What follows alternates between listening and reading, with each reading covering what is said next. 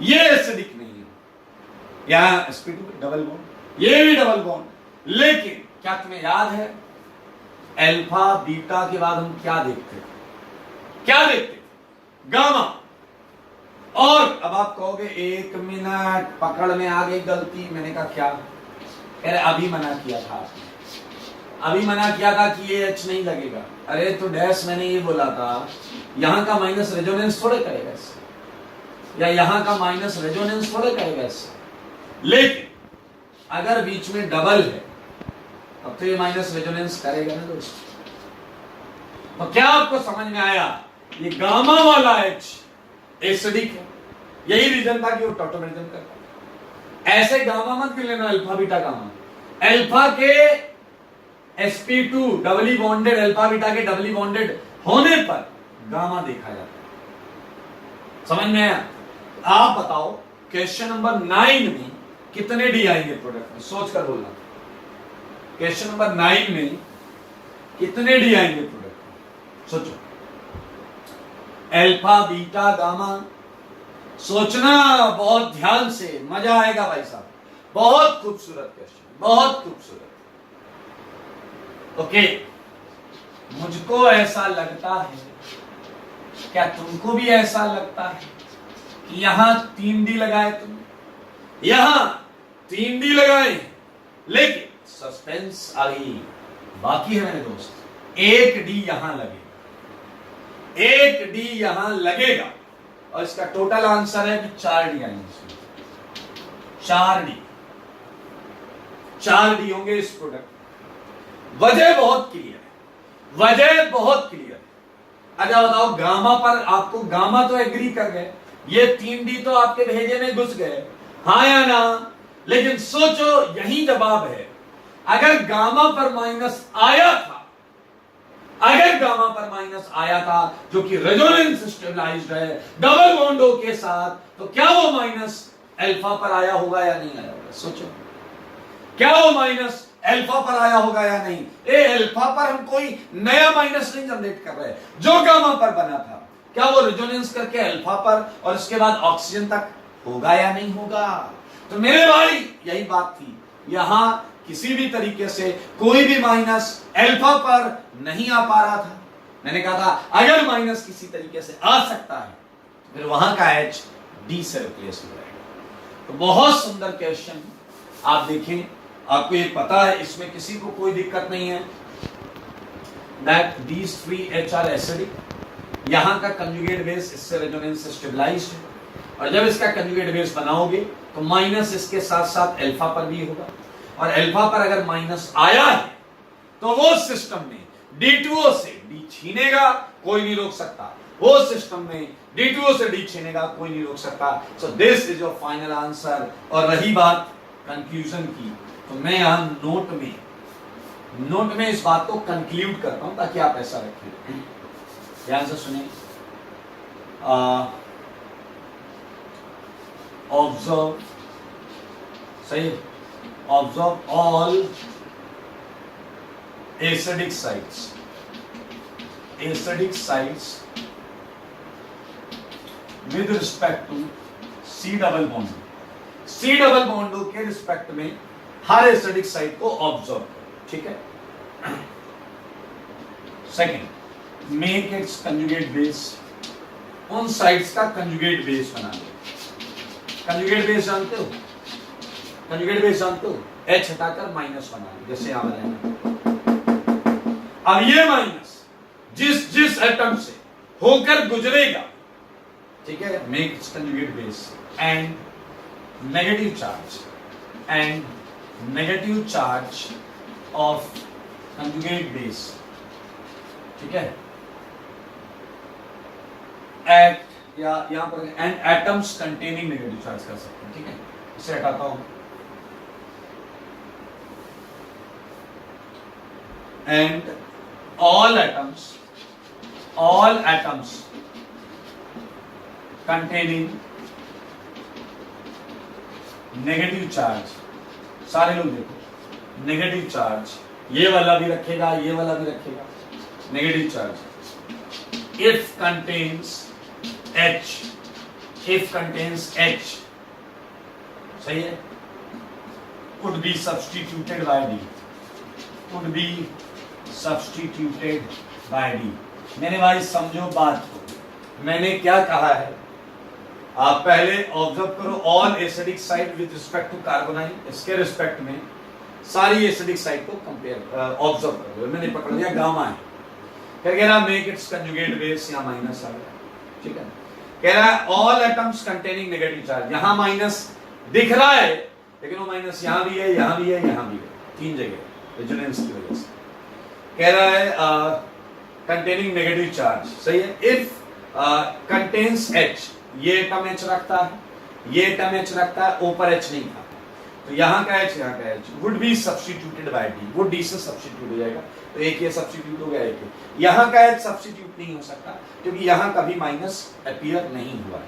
It was a good question. 10वां question लो, ध्यान से करना, चलो सोच समझ कर जवाब दो, सोच समझ कर बताओ। 10th में कितने डी लगेंगे?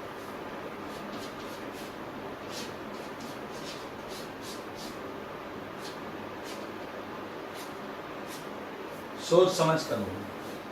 11th में बातें नहीं,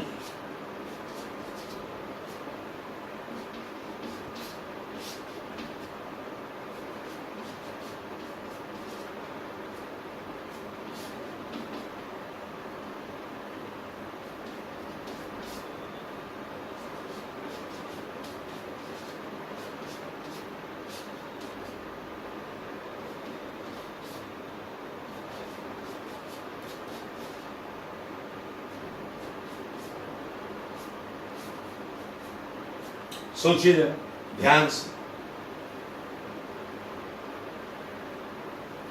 10th में कितने आ गए? देखो एक आजू में यहां माइनस आएगा ही आएगा, 3 यहां आएंगे, अल्फा sp2 है, बीटा गामा 2 यहां आएंगे और इसकी वजह से 1 यहां आएगा, तो 6 डी आएंगे। 3 डी आजू, 2 यहां और इसकी वजह से 1 है, इसकी वजह से यहां 6, ठीक है। तो 10th भी हो गया। बाकी क्वेश्चंस 11, 12, 13 ये सब आप करके लाएंगे। चलो एक काम करते हैं, एक कर लेते हैं, 13th कर लेते हैं। 13 में देखो इसका ये एसिडिक है, अल्फा है, यहाँ अल्फा काम का नहीं है, क्या चेक करोगे? यहाँ गामा चेक करोगे। तो मेरे भाई जरा ध्यान से देखो, इस अल्फा पर 2 एच है, 2 डी यहां लग जाएंगे, इस गामा पर 1 एच, एक यहां लगेगा और इसकी वजह से 1 अल्फा पर लगेगा, इसकी वजह से 1 अल्फा पर लगेगा। तो आपका आंसर मैं लिख देता हूं, it would be something D double bond दो डी डी, यह आंसर है 13th का। There are few questions like 14, 15, ठीक है, आप कर लीजिएगा, सेम कॉन्सेप्ट है। एक मजेदार कॉन्सेप्ट आपको और देना चाहता हूं, ठीक है, तो ये हटाऊंगा, उसके बाद बाकी क्वेश्चंस आपके होमवर्क। 18 में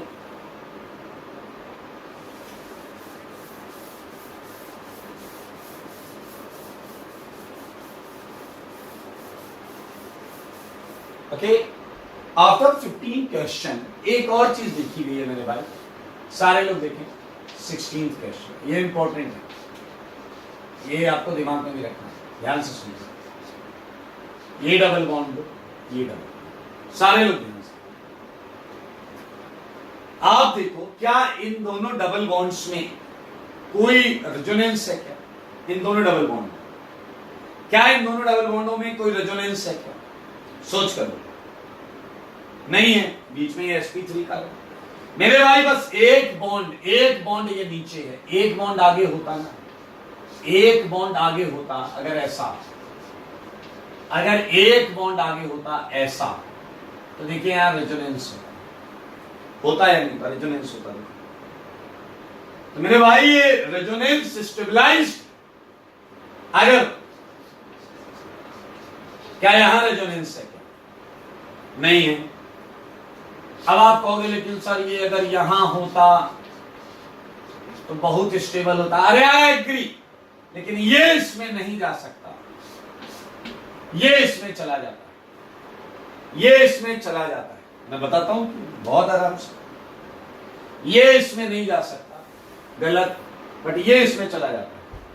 अगर एक बॉन्ड का फर्क है, अगर एक बॉन्ड का फर्क है तो मेरे भाई बहुत इंपॉर्टेंट चीज है, ध्यान से देखिए, ये नॉन कंजुगेटेड है, नॉन कंजुगेटेड, ये कंजुगेशन नहीं है, मतलब यहां पर नॉन कंजुगेटेड एल्कीन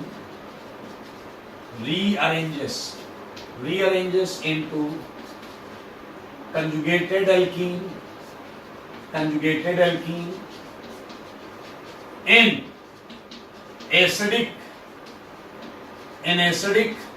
या फिर बेसिक कंडीशन, कोई भी कंडीशन लो मेरे, कोई भी कंडीशन, आप चाहे H+ लो या OH-, आपको ये इसमें दिखाई दे।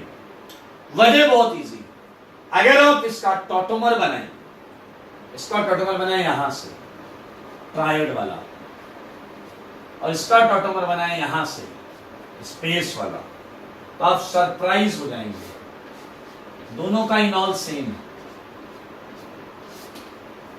दोनों का इनॉल सेम है। ये H वहां गया और ये डबल ऐसा है, ये यहां गया, तो भाई साहब ये इक्विलिब्रियम में है, ये इक्विलिब्रियम में, तो ऑब्वियसली ये इक्विलिब्रियम में होंगी, ये रिवर्सिबल टॉटोमरिज्म, ये रिवर्सिबल, ये तो होंगे यार, और ये ज्यादा स्टेबल, इसलिए ज्यादा होगा, ये ज्यादा स्टेबल इसलिए ज्यादा होगा, more stable because of resonance, more stable because of resonance. Okay, so let's have one more reaction. अच्छा बताओ, अगर मैं आपको ये क्वेश्चन दूं और पूछूं कितने डी लगेंगे, या मैं ये क्वेश्चन दूं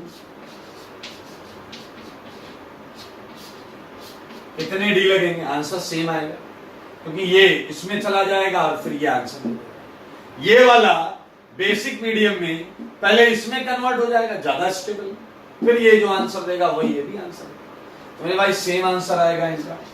तो एक क्वेश्चन दे रहा हूं आपको जो बहुत ध्यान से करना, अच्छा क्वेश्चन है, अच्छा लगेगा आपको, अच्छा लगेगा क्वेश्चन करके। और 20th क्वेश्चन याद रखना, ये डी वाले क्वेश्चंस, ये डी वाले क्वेश्चंस आपसे सेम चीज एसिडिक मीडियम में भी पूछे जा सकते हैं। OD- D2O की जगह D+ D2O भी दिया जा सकता है। एंड आप निराश मत हो दोस्त, क्योंकि कीटो इनॉल दोनों मीडियम में कैटालाइज हो सकता है, इसलिए देखें 4 डी इसका आंसर होगा। दो बाजू डजंट मैटर कि एसिडिक मीडियम में है या बेसिक मीडियम, कर लेंगे।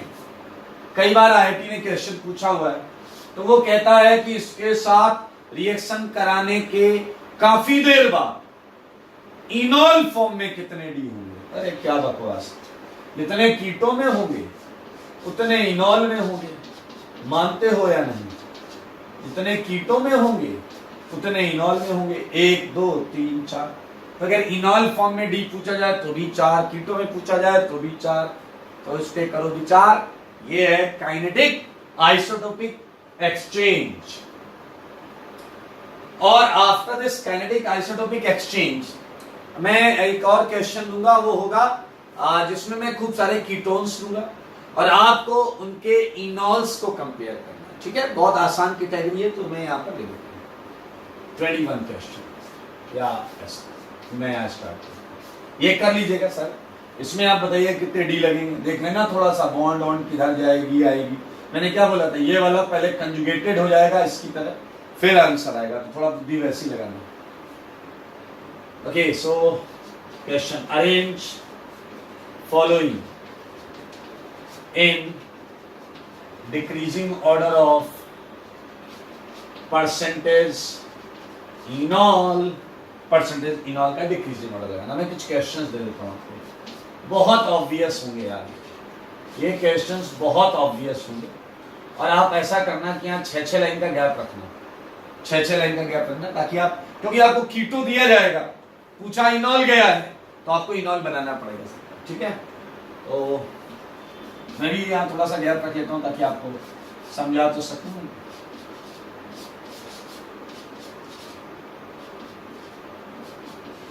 ओके, सो ऐसे में कई सारे पार्ट दे सकता हूँ उसके, लाइक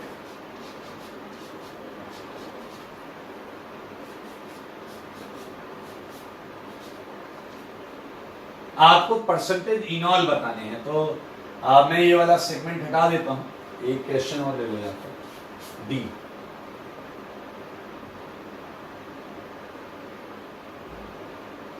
ये हो गया, ये हो गया, ये हो गया। हालांकि इस क्वेश्चन को हमने, इस टाइप के क्वेश्चन को पहले किया हुआ है।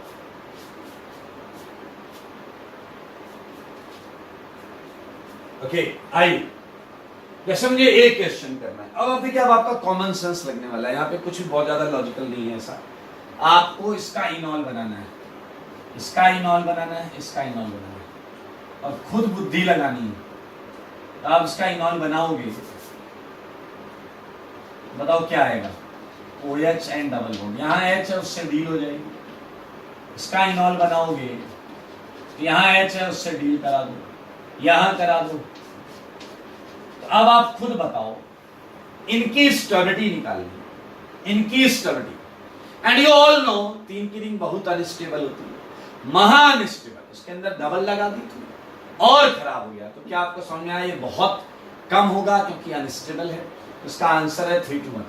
इसका आंसर क्या है मेरे भाई, 3 to 1, 3 to 1। आप लिख सकते हैं due to angle strain, due to angle strain. तो इट्स वेरी क्लियर, हम बहुत आराम से करेंगे। नाउ टॉकिंग अबाउट, जैसे इस क्वेश्चन को देखते हैं, इस क्वेश्चन का हम टॉटोमर बनाते हैं। तो मेरे भाई, जब आप टॉटोमर बनाओगे तो ये इधर से डील कर लेगा, ये इधर से या ये इधर से, कहीं से भी डील करा दो, मान लो इधर से करा दिया आपने, डबल बॉन्ड दो, डबल बॉन्ड दो एंड OH। ये पहले का इनॉल है, ये दूसरे का इनॉल है।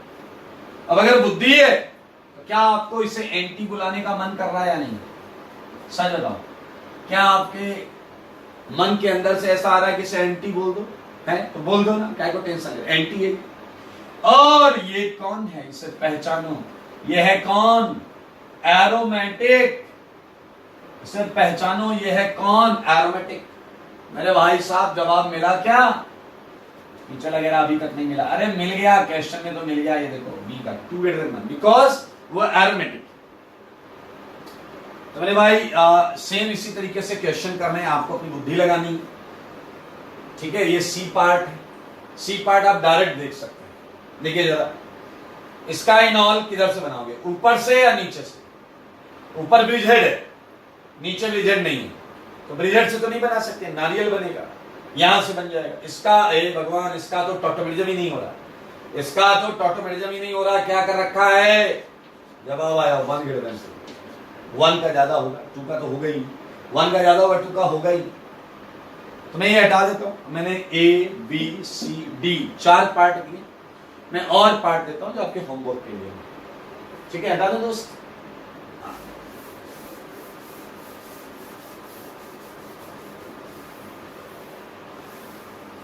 इनॉल कंटेंट ही निकालना है आपको, सब इनॉल कंटेंट ही निकालना है। 4 पार्ट थे, ABCD। ई पार्ट पर चलते हैं।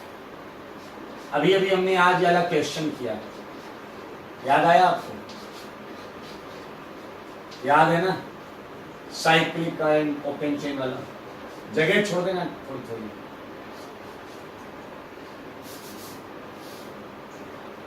ये वाला पार्ट ले लिया, ये वाला लेते हैं। डबल बॉन्ड दो, डबल बॉन्ड दो, डबल बॉन्ड दो, डबल डबल डबल, ठीक है। एंड एक तो ऐसी रहेगी, डबल डबल। ये देखिए, जी पार्ट लेते हैं।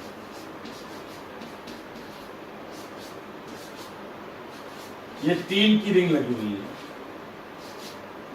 बहुत सिंपल है, आप बुद्धि लगाएंगे तो हो जाएगा। इनके इनॉल बनाना, उन्हें कंपेयर करना है।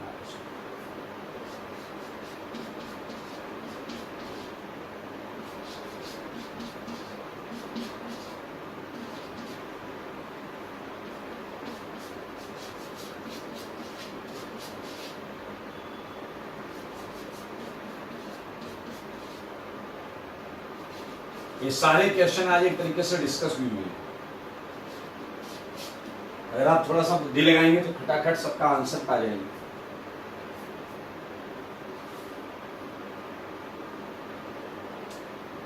Okay, so there are few other questions.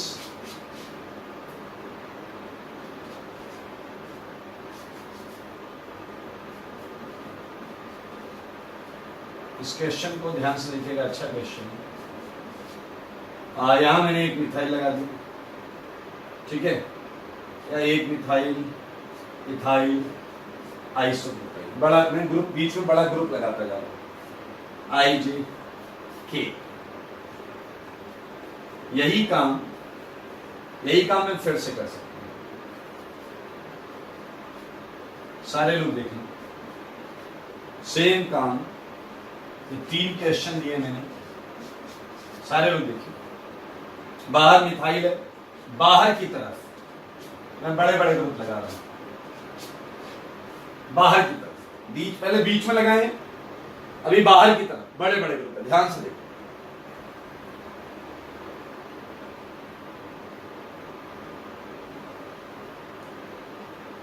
Okay, बाहर की, तो ये हो गया K part. Okay, so talking about aldehyde and ketone, L part, M part, like we have a double bond this and ये,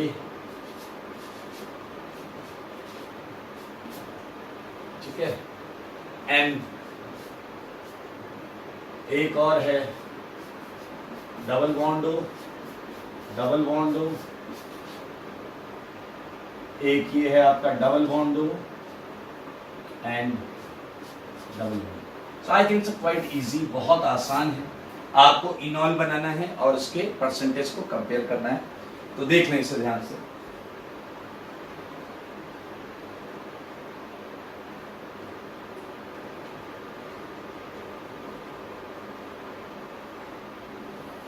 Okay, so now moving ahead to the last segment of tautomerism, that is कि कौन कौन से factors होते हैं जिसपे percentage इनॉल depend करेगा, कौन कौन से फैक्टर्स होते हैं जिसपे परसेंटेज इनॉल डिपेंड करेगा, तो वो आप देख लें सारे, ठीक है।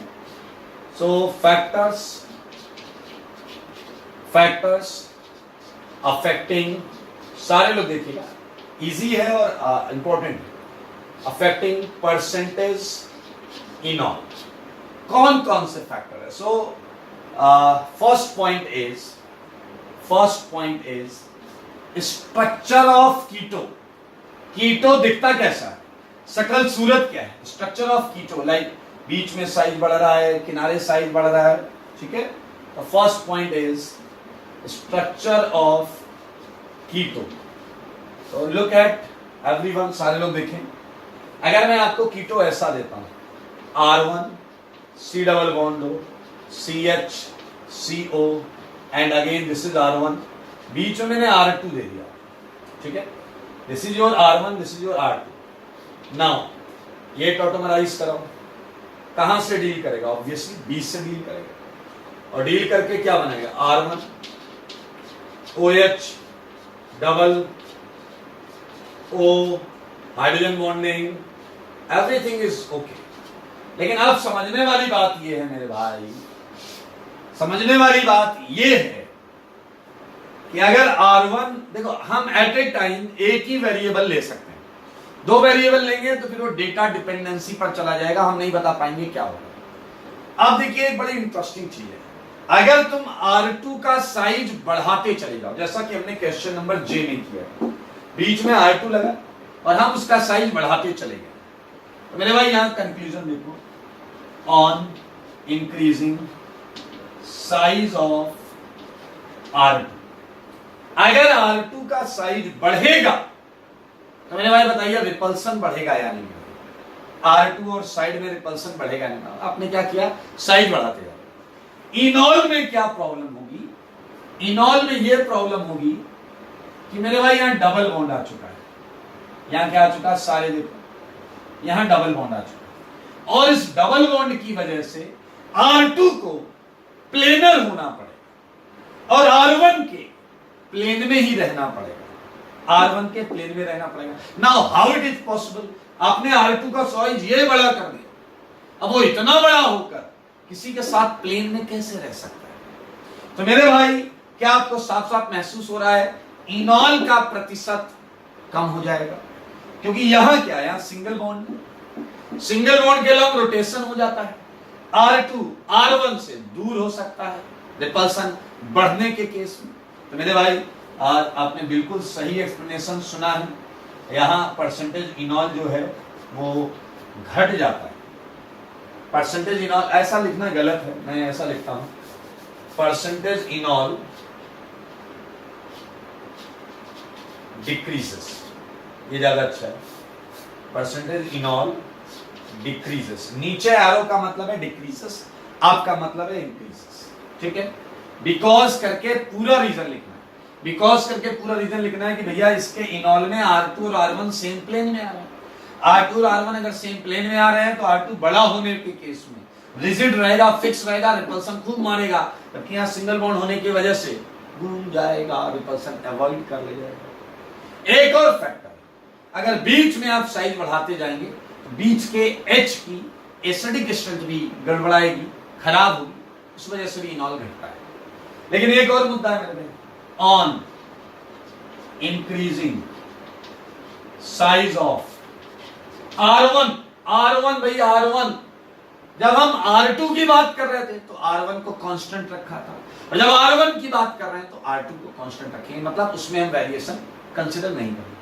R1 का साइज बढ़ा दिया, लाइक क्वेश्चन नंबर के, देखो किनारे किनारे किनारे किनारे किनारे किनारे। अच्छा बताओ, अगर R1 का साइज बढ़ा है तो क्या यहां रिपल्सन बढ़ेगा या नहीं? पूरे में, इस पूरे में रिपल्सन बढ़ेगा या नहीं? देखो देखो सोचो, इस पूरे में रिपल्सन बढ़ेगा या नहीं? अरे इधर बड़ा इधर बड़ा, ये खूब बड़ा लगाओगे तो ये एंगल ज्यादा होगा, ये एंगल ज्यादा होगा तो ऊपर एंगल कम, ऊपर ये टर्मिनल्स क्लोज आएंगे या नहीं? ये टर्मिनल क्लोज आएंगे या नहीं आएंगे? और उनके बीच में बेहतरीन हाइड्रोजन बॉन्डिंग देखने को मिलेगी। मेरे भाई क्या खूबसूरत चीज है, परसेंटेज इनॉल बढ़ जाता है अगर हम किनारे वाले एल्काइल ग्रुप का साइज बढ़ा देते। लुक एट दिस, कम से कम 4 लाइन इसमें लिखना है, 4 लाइन इसमें लिखना है। R1 का साइज बढ़ेगा तो ये रिपल्सन बढ़ेगा, इसकी वजह से ये ऊपर वाले टर्मिनल्स क्लोज, नीचे ऐसे होगा तो ऊपर क्लोज आएगा। मेरे भाई सेकेंड फैक्टर जो है वो है effect of temperature, effect of temperature, effect of temperature. और थर्ड फैक्टर है effect of solvent, effect of solvent. तो पहले सेकेंड फैक्टर की बात करें, effect of temperature.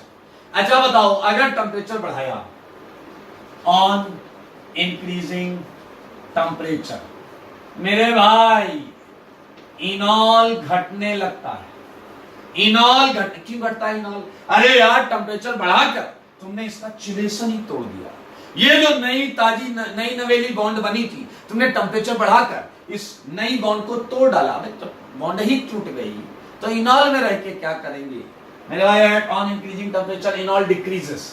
I think because के आगे क्या लिखना है तुमको मालूम है? जब बॉन्ड ही टूट गया तो इनॉल में रह के क्या करेंगे? देखिए आपके पास लिखने को बहुत कुछ है, यहां जरूर लिखिएगा। And the last point of factors that is effect of solvent. अच्छा मुझे एक बात बताओ, सारे बताएं, रिएक्शन, कोई भी रिएक्शन किधर भागेगी? जिधर ज्यादा सॉल्वेशन हो रहा हो या जिधर कम सॉल्वेशन हो? सॉल्वेशन जानते हैं, सॉल्वेंट मॉलिक्यूल का चार्ज आयन को घेरना। रिएक्शन किधर भागती है? जिधर ज्यादा सॉल्वेशन हो रहा हो या जिधर कम सॉल्वेशन हो? सोच कर बोलो। सॉल्वेशन में क्या होता है बताओ? प्लस को माइनस घेरता है, माइनस को प्लस घेरता है। ये तो यार अच्छी बात है, ये तो फायदे की बात है, ये तो स्टेबलाइजिंग फिनोमेना है। प्लस को माइनस घेरा, माइनस को प्लस घेरा, बहुत स्टेबलाइजिंग फिनोमेना है। तो मेरे भाई रिएक्शन उधर भागनी चाहिए जिधर ज्यादा सॉल्वेशन होता है। और अगर आप मन की आंखों से देखो, देखो ऐसे वैसे नहीं देखना, मन की आंखों से, तो आप देखें वाटर बहुत पोलर सॉल्वेंट है, वाटर खूब सॉल्वेशन करता है, दिल खोल के सॉल्वेशन करता है। बताओ कीटो और इनॉल में सबसे ज्यादा चार्जेस कहां हैं? जहां ज्यादा चार्ज होंगे उधर ज्यादा सॉल्वेशन है। मेरे भाई ये माइनस ये प्लस, ये माइनस ये प्लस। कीटो में चार्ज ज्यादा है क्योंकि कीटो में 2 C डबल बॉन्ड O है, 2 C डबल बॉन्ड O। ए पाई नहीं बोल रहा हूं मैं, यहां को 2 पाई यहां भी है, पाई है 2, लेकिन दोनों कार्बन ऑक्सीजन के बीच में, तो यहां पोलराइजेशन ज्यादा होगा, और पोलराइजेशन ज्यादा होगा भाई साहब जल मॉलिक्यूल इसी को सबसे ज्यादा घेरेंगे, और इसे घेरेंगे तो रिएक्शन इसकी तरफ आनी चालू हो जाएगी। सो दिस इज द फंडा effect of solvation in polar solvent. आपको पता है कि जल को हम पोलर सॉल्वेंट बोलते हैं। इन पोलर सॉल्वेंट क्या होगा? परसेंटेज इनॉल क्या हो जाएगा? डिक्रीजेस ड्यू टू, बताओ क्या? Higher solvation of what? कीटो। कीटो के हायर सॉल्वेशन की वजह से इनॉल को घटना पड़ेगा, क्योंकि सॉल्वेशन एक स्टेबलाइजिंग फिनोमेना है। रिएक्शन उस दिशा में भागती चली जाएगी, रिएक्शन उस दिशा में भागती चली जाएगी। किस दिशा में? जिस दिशा में सॉल्वेशन ज्यादा है। मैं इस थर्ड के बाद एक छोटा सा एग्जांपल देना चाहता हूं। ये डेटा है फॉर एसिटाइल एसीटोन। ये घबराना नहीं इस कंपाउंड के लिए, ठीक है? इसका इनॉल तो पता ही है तुम्हें, बना ही लोगे। देखना जरा, वाटर, लिक्विड सॉल्यूशन और एनहेक्सेन एंड गैस फेज। क्या आप देख रहे हैं कि सबसे ज्यादा अच्छा सॉल्वेंट यहां पर कौन सा है? वाटर। वाटर में सॉल्वेशन बहुत अच्छा हो, इनॉल सबसे कम वाटर में होगा। जैसे जैसे नीचे जाओगे सॉल्वेशन की वॉट लगाई जा रही है। एनहेक्सेन भी लगभग नॉन पोलर होता है, गैस फेज में तो सॉल्वेंट ही। समझ में आया या नहीं? तो मेरे भाई एक डेटा है, वाटर में इनॉल होता है 18%, लिक्विड सॉल्यूशन में 35%, एनहेक्सेन में 62%। दीज आर अप्रोक्सीमेट डेटा, 2-3% ऊपर नीचे हो सकता है। एंड गैस फेज में